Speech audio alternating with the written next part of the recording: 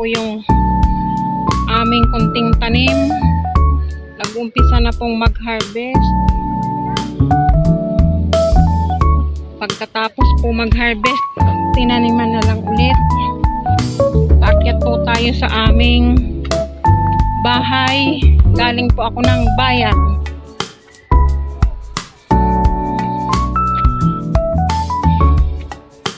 Nakakahingal. Totoo ang kasabihan, pag 40s ka na, kailangan nang magbawalas ng timbang. Hako tayo ng konting kahoy. Gawin kong tungkod.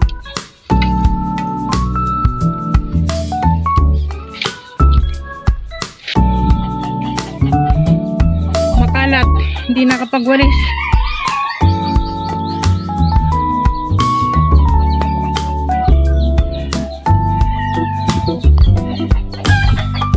Ito lang po muna. Thank you.